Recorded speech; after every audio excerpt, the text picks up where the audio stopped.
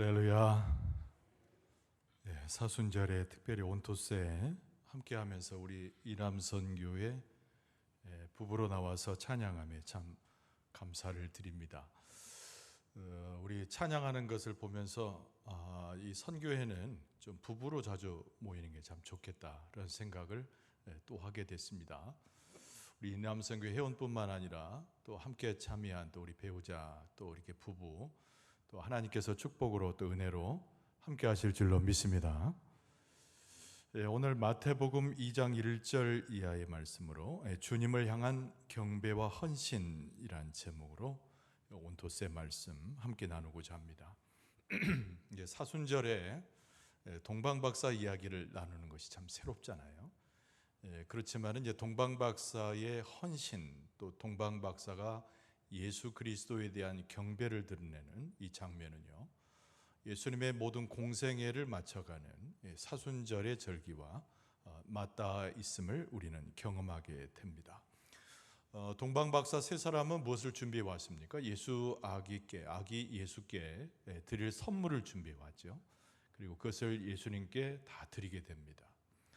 동방박사의 이야기가 나오는 오늘 마태복음 본문은 예수 그리스도에 대한 전적인 경배와 헌신이 무엇인가를 우리에게 보여주는 그런 말씀을 배경으로 하고 있습니다. 오늘 본문의 말씀의 1절로부터 시작되는 이 본문에 세 사람이 등장하죠.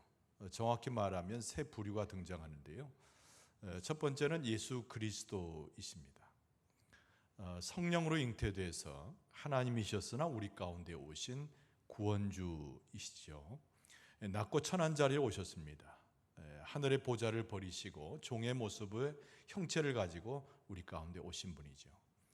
동방박사들은 예수님의 그 모습을 보고 뭐라고 얘기했습니까?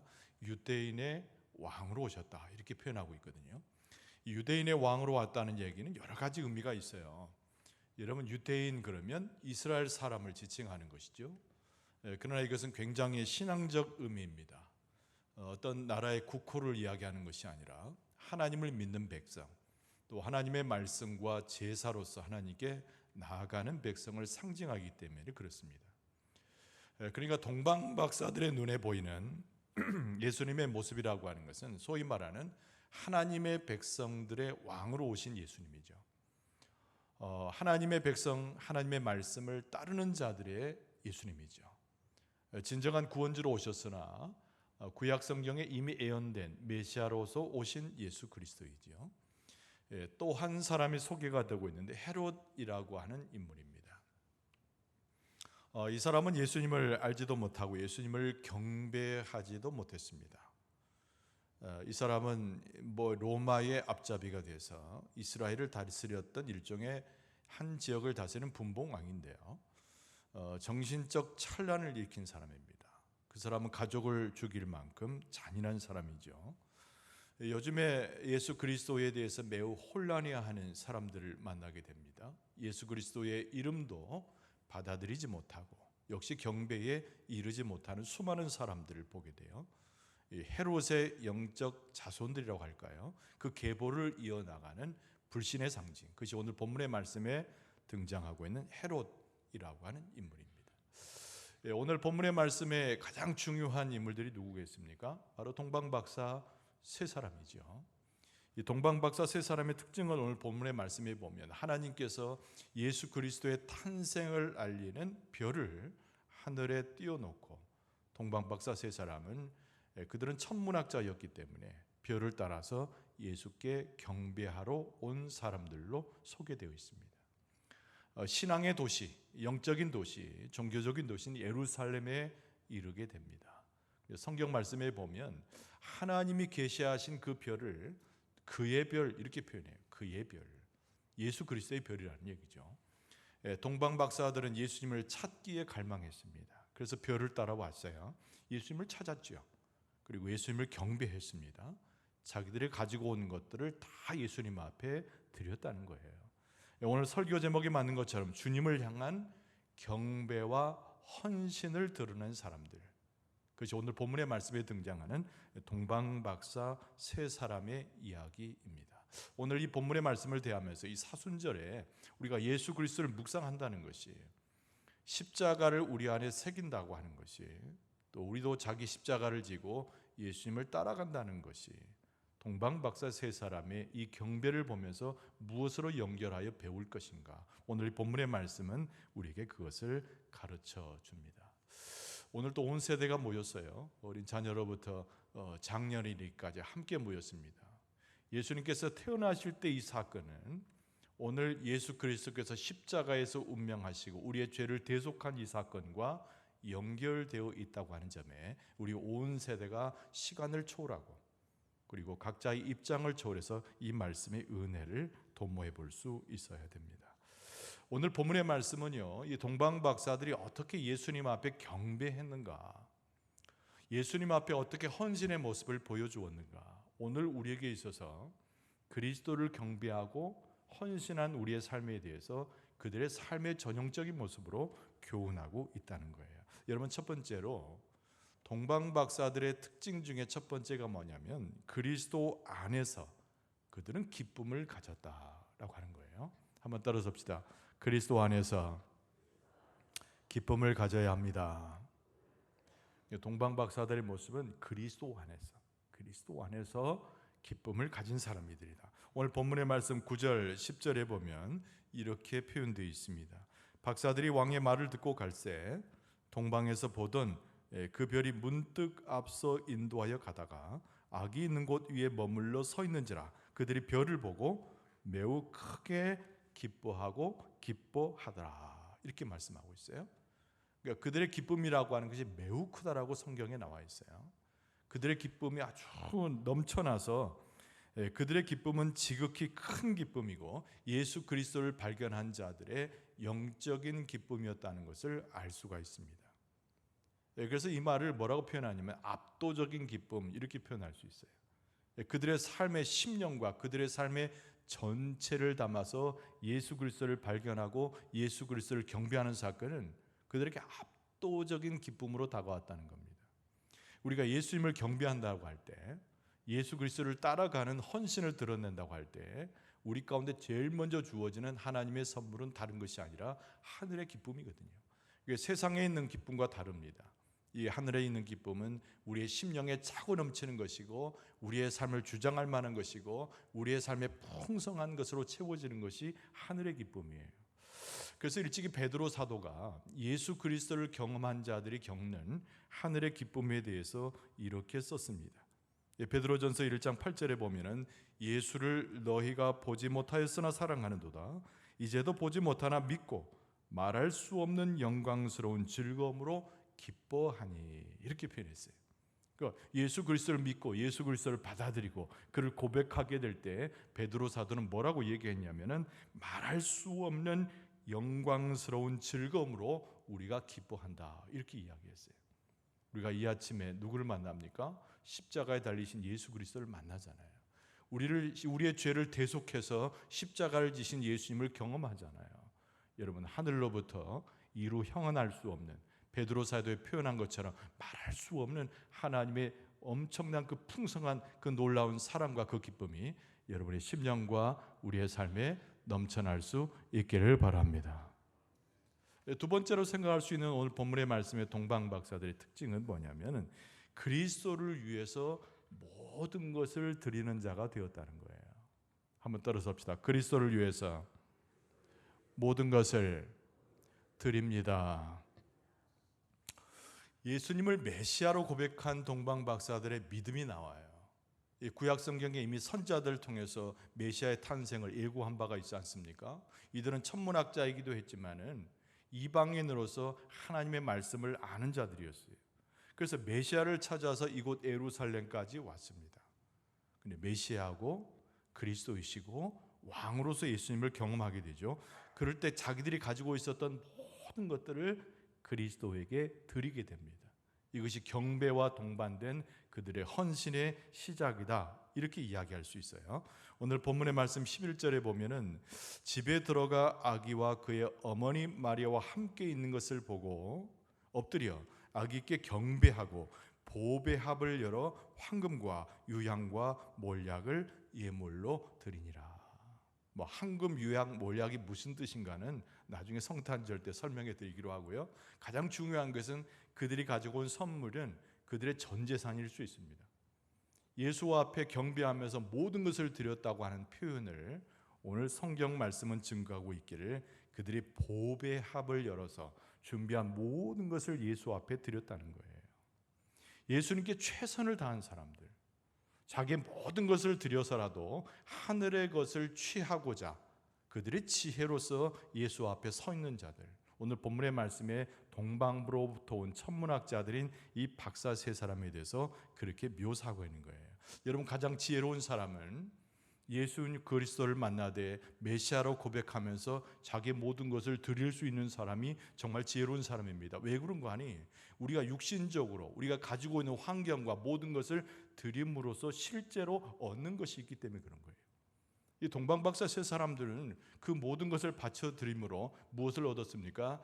아기 예수를 경배하고 아기 예수를 심령과 삶에 새길 수 있었던 거거든요. 이게 지상에 있는 것들을 다 드림으로, 자기의 형편을 다 드림으로 오히려 하늘에 신령한 것을 취한 자들이 바로 동방박사 세 사람이라는 거예요. 여러분, 예수님께서 일찍이 복음서에 보면은 비유의 말씀을 여러 번 하셨잖아요. 근데 예수님의 비유의 말씀 가운데 소위 말하는 천국 비유가 있습니다. 하나님의 천국을 발견하는 자들이 어떻게 그 천국을 소유하느냐의 비유 이야기예요. 이 감추인 보화 이야기입니다. 마태복음 13장 44절에 보면은 천국은 마치 밭에 감추인 보화와 같으니 사람이 이를 발견한 후 숨겨두고 기뻐하며 돌아가서 자기의 소유를 다 팔아 그 밭을 사느니라. 예수님께서 비유로 말씀하신 거예요. 어떤 농부가 있었습니다. 땅을 갈아요. 그런데 땅 속에서 보석을 발견하는 겁니다. 여러분, 이 배경을 여러분이 기본적으로 아시죠? 그때는 전쟁이 굉장히 많았던 시절이었기 때문에 주인이 전쟁을 피해서 피난할 때 자기 집안에 있는 보화를 자기의 밭 아래에다가 숨겨놓는 경우들이 많이 있었어요. 근데 그 주인이 자기 땅에 돌아오지 못합니다. 그럴 때 나중에 어떻게 됩니까? 그 땅을 놀릴 수 없으니까 사람들이 그곳에서 농사를 짓게 되는 거예요. 근데 자기 소유의 땅이 아닙니다. 그냥 농사를 지어서 소출을 얻고 그리고 주인 될 법한 사람에게 몇 가지를 떼주고 생활하는 거예요. 가난한 농부죠. 근데 가난한 농부가 밭을 갈다가 그 전에 누구도 주인도 알 수 없는 보화가 그 밭에 숨겨져 있는 것을 보는 거예요.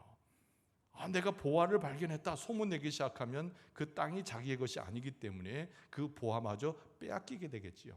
그래서 이 지혜로운 농부는 집에 돌아가서 모든 세간살이를 다 팔고 돈을 꿔서까지 이 땅을 살 만한 돈을 마련하게 되는 겁니다. 그리고 이 땅을 사요. 왜 삽니까? 그 땅이 탐나서가 아니고 그 땅에 감추어진 보화를 자기의 것으로 삼기 위해서 그런 겁니다. 여러분, 우리의 삶 자체에 모든 것을 누리고 살아요. 여러분, 우리의 모든 것을 동원해서 우리의 삶은 만족을 추구해요. 그러나 동방박사 세 사람이 이야기하는 것처럼 그들의 행위가 모든 것을 예수께 드려서 하나님의 것을 다 취했듯이 우리는 모든 것을 팔아서라도 우리의 모든 것을 다 합해서라도 예수님 앞에 드림으로 하늘의 신령한 것을 취할 수 있는 지혜와 섬김의 자세가 우리에게 필요한 것이다. 오늘 우리 작게는 잠을 포기하고 왔잖아요. 오늘 하루의 삶을 포기하고 오신 분도 있을지 몰라요.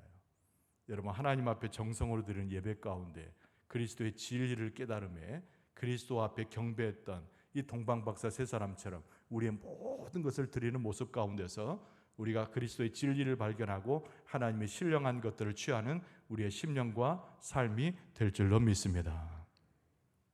한 가지만 더 볼 수 있는 오늘 본문의 말씀에 등장하는 이 동방박사 세 사람들의 헌신을 또 하나 보는 거예요. 그것이 뭐냐면 그리스도를 전적으로 따라가는 그들의 모습입니다. 한번 따라서 합시다. 예수 그리스도를 전적으로 어떻게 해야죠? 따라가야 합니다. 따라서 해야죠? 따라가야 합니다. 그렇죠. 예수 그리스도를 전적으로 따라가는 거예요. 오늘 하나님께서 동방박사 세 사람에게 명령하십니다. 예수 그리스도 메시아로 경배하고 있는 동방박사들에게 명령을 주셨다는 거예요. 헤롯의 지시도 받았던 이 동방박사 세 사람에게 하나님께서 직접 지시하고 계시다는 거예요. 오늘 12절 말씀이 이렇게 썼습니다. 그들은 꿈에 헤롯에게로 돌아가지 말라 지시하심을 받아서 다른 길로 고국에 돌아가니라. 이 말씀이 나오거든요. 명령은 누구에게 받았냐면 헤롯에게 받았어요. 가서 예수를 경배하면 내게 돌아와서 예수께서 어디에 나셨는지 이야기하라. 그럼 내가 가서 경배하겠다. 사탄의 속삭임이죠. 여러분, 그 말을 그대로 믿고 왔던 동방박사지만 꿈속에서 누구의 음성을 듣습니까? 하나님의 음성을 들어요. 그래서 오늘 말씀해 보니까 하나님께서 명령하셨고 그들은 그 하나님의 말씀에 순종해서 그 지시하심을 받아서 다른 길로 헤롯을 피하여 다시 자기의 고국으로 돌아갔다라고 쓰고 있는 겁니다. 여러분, 우리가 예수 그리스도를 경배하고 예수 그리스도의 헌신을 드러내는 사건이라고 하는 것은 우리의 모든 가는 길을 바꿔놓는 사건을 이야기하는 거예요. 우리는 육신적인 귀는 열려 있습니다. 육신적인 눈도 떠져 있는 거고 우리가 생각하는 것, 우리의 마음에 두는 것 모든 것들이 세상적인 것이 되기 쉬워요.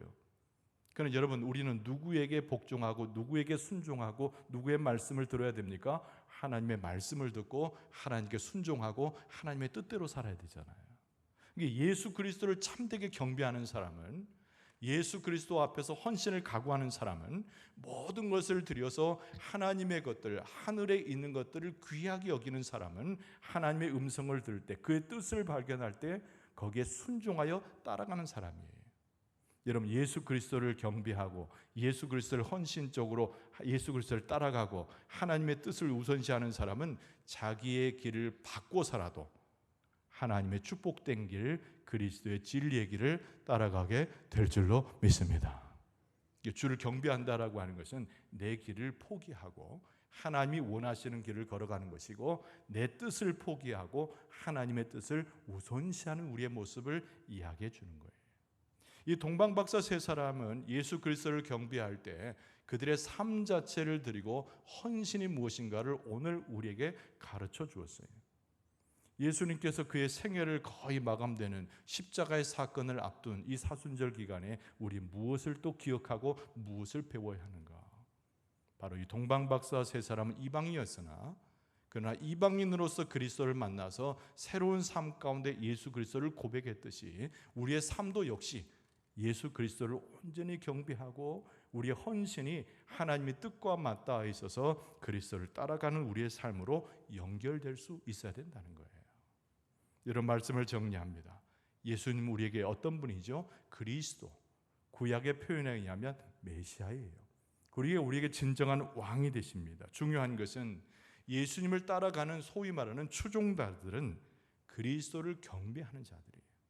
그리스도에게 헌신하는 자들이고 하나님의 뜻에 맞추어서 자기의 가는 길을 바꾸어 놓을 수 있는 용기와 결단을 할 수 있는 사람들입니다. 이 사순절에 하나님께서 우리에게 오셔서 무엇을 명하고 계시는가? 예수 그리스도의 십자가의 사건이 어떻게 우리에게 의미 있게 다가오는 것인가? 여러분, 우리의 삶은 그리스도로 인하여 영원히 바뀌어지게 되고 우리의 양식은 하늘의 것이 양식이 되어지고 우리가 바라는 것은 하나님의 뜻이 우리의 삶의 기본이고 기초가 될 줄로 믿습니다.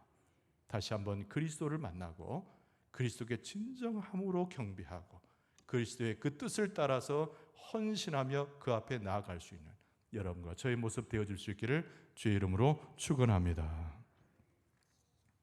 기도하겠습니다.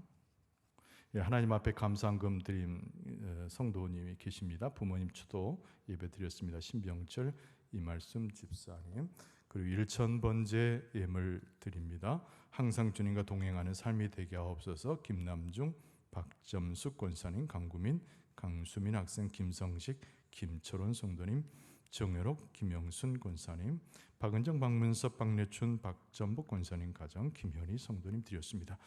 아버지 앞에 예물 드리면서 헌신을 각오하고 기도함에 주 앞에 무릎 꿇는 주님의 백성들이 있습니다.